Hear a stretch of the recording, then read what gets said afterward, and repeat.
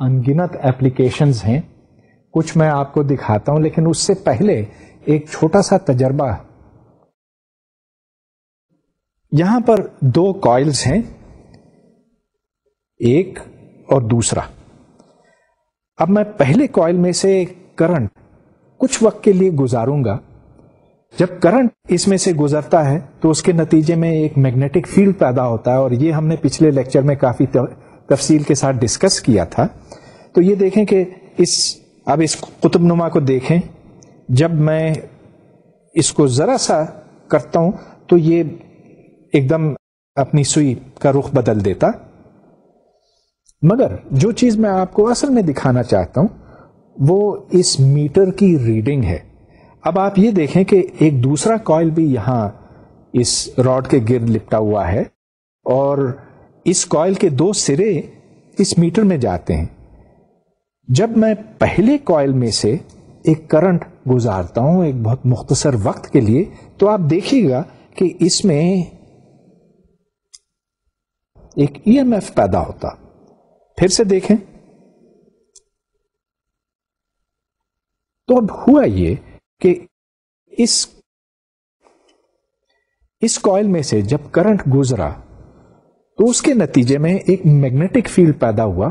Magnetic field سے مطلب یہ کہ ایک فلکس بھی پیدا ہوا, اور وہ فلکس کم ہوا اور زیادہ ہوا, کم ہوا اور زیادہ ہوا. فیراڈیز لا کے مطابق اس نے ایک الیکٹروموٹیو فورس انڈیوس کیا. اس الیکٹروموٹیو فورس کو ہم نے ان 2 تاروں کے اکراس میجر کیا, اور وہ آپ نے اس میٹر کے اوپر دیکھا. بنیادی بات یہ ہے فلکس تبدیل ہونا چاہیے. اب آپ یہ دیکھیں کہ ہمارے ارد گرد کی دنیا میں کتنی ایسی چیزیں ہیں جو چینج آف فلکس سے کام کرتی ہیں. اب مثال کے طور پر یہ ٹیلی فون کا کارڈ ہے. اس ٹیلی فون کے کارڈ کے اوپر ایک پٹی لگی ہوئی ہے جو میگنیٹک مٹیریل کی ہے, اس کو میگنیٹک اسٹرائپ کہتے ہیں. اس کارڈ کی مختلف جگہوں کے اوپر میگنیٹائزیشن کی مقدار مختلف ہے. غرض یہ کہ کہیں پر اس کی میگنیٹائزیشن تیز ہے, کہیں آہستہ ہے, اور اس سے وہ تمام معلومات اس کے اندر ڈالی جاتی ہے کہ آپ نے ٹیلی فون کب کیا اور کتنے وقت کے لیے کیا اور کتنا پیسہ باقی ہے وغیرہ. تو جب آپ یہ ایک ٹیلی فون میں سے تیزی سے گزارتے ہیں تو یہ میگنیٹ اس کے اندر ایک کرنٹ انڈیوس کرتا ہے, کیونکہ فیراڈیز لا کا کہنا ہے rate of change of magnetic flux is the induced electromotive force. اس طرح سے جو انفارمیشن اس کے اوپر موجود ہے وہ ٹیلی فون کے اندر پہنچ جاتی ہے. اسی طرح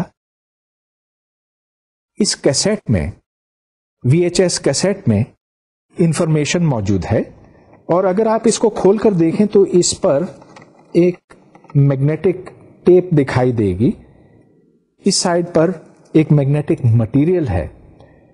میگنیٹک مٹیریل کے اوپر ریکارڈنگ ہیڈ نے یہ درج کیا ہے کہ کہاں پکچر برائٹ ہے, کہاں دھیمی ہے, اور جو پوری پکچر ہے وہ اس کے اوپر موجود ہے. لیکن یہ انفارمیشن آپ کے وی سی آر میں کیسے پہنچتی ہے, اس کے لیے ایک پلے بیک ہیڈ کی ضرورت ہوتی. ہیڈ اس کے ساتھ لگتا ہے اور ہیڈ گھومتا رہتا. جب ہیڈ اس کے پاس سے گزرتا ہے تو اس کے اندر ایک کرنٹ انڈیوس ہوتا ہے فیراڈیز لا کے مطابق, اور اس کرنٹ کو پھر وی سی آر کی الیکٹرانکس پکڑ کے بالآخر پکچر میں تبدیل کرتا. ایک اور مثال, اور یہ تو اصل میں ایک کھلونا ہے. یہ دیکھیے کہ یہ ایک میگنیٹ ہے. میں اگر اس کو قطب نما کے نزدیک لے جاؤں تو یہ گھومتا ہے اس طرح سے. اس میگنیٹ کو میں اس سرفیس کے اوپر رکھتا ہوں اور اب اس کو میں گھماؤں گا.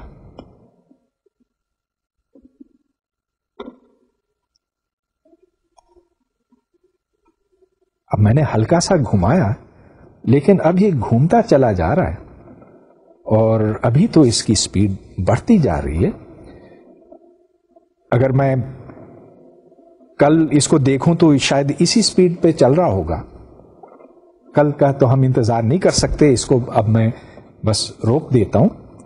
لیکن آپ کے ذہن میں ضرور یہ سوال پیدا ہوا ہوگا کہ آخر یہ ہوا کیا، یہ کیوں گھومتا جاتا؟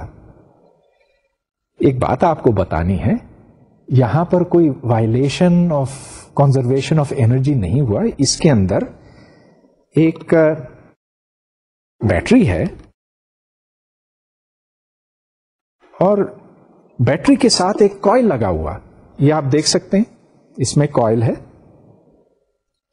تو جب یہ میگنیٹ جو گولی کی صورت میں ہے اوپر یوں گھومتا ہے، اس کے گھومنے سے میگنیٹک فلکس تبدیل ہوتا ہے، اور جب میگنیٹک فلکس تبدیل ہوتا تو اس کے اندر ایک ای ایم ایف انڈیوس ہوتا. وہ ای ایم ایف ایک ساتھ لگے ہوئے ٹرانزسٹر میں جاتا.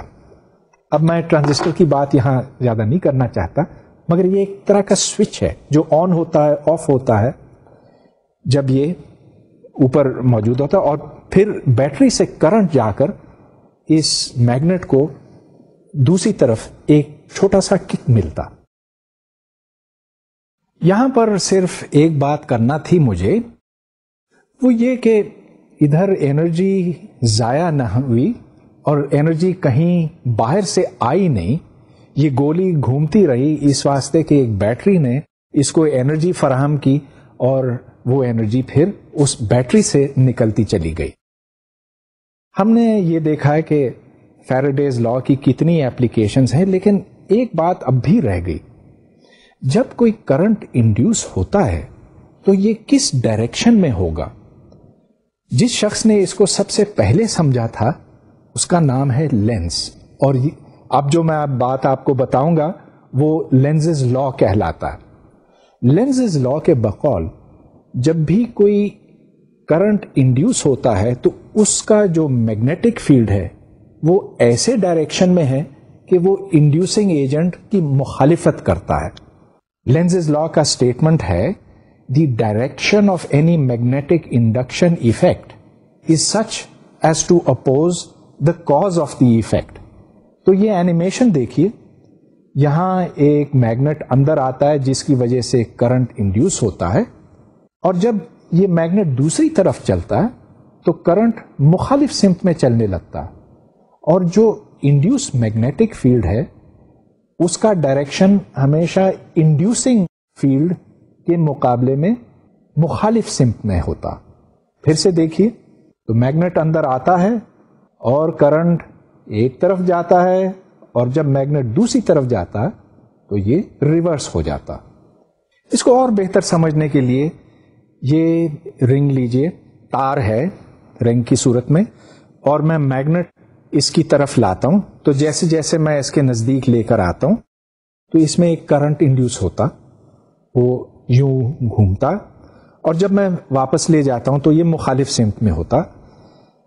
اب اگر میں اس کو نزدیک یوں لاؤں تو ڈیفینیٹلی اس میں جو کرنٹ پروڈیوس ہوتا اس کے نتیجے میں ایک میگنیٹک فیلڈ پیدا ہوگا. وہ میگنیٹک فیلڈ اب اس میگنیٹ کے اوپر اثر انداز ہوگا، اور کس طرح سے؟ وہ یوں کہ میرا اس میگنیٹ کو کوئل کے نزدیک لانا مشکل تر ہوتا جائے گا. اب خیر، کیونکہ اس میں اتنا کم کرنٹ انڈیوس ہوتا اور اتنا کم میگنیٹک فیلڈ پروڈیوس ہوتا ہے تو میں اپنے ہاتھ سے محسوس نہیں کر سکتا. لیکن اگر یہ ایک سپر کنڈکٹنگ وائر ہوتی تو پھر تو اس میگنیٹ کو اس کے نزدیک لانا ممکن نہ ہوتا. میں اس کی تھوڑی سی وضاحت کرتا ہوں.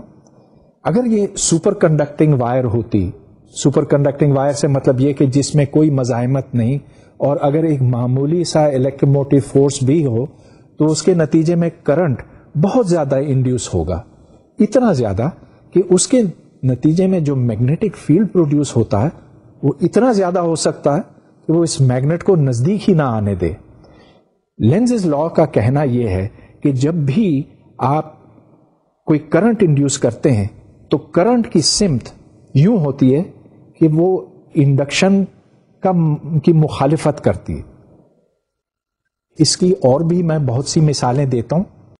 اس اینیمیشن میں آپ دیکھ رہے ہیں کہ جو میگنیٹک فیلڈ کی ڈائریکشن ہے وہ اس طرح سے ہے کہ میگنیٹ کا اندر آنا مشکل سے مشکل تر ہوتا جا رہا ہے.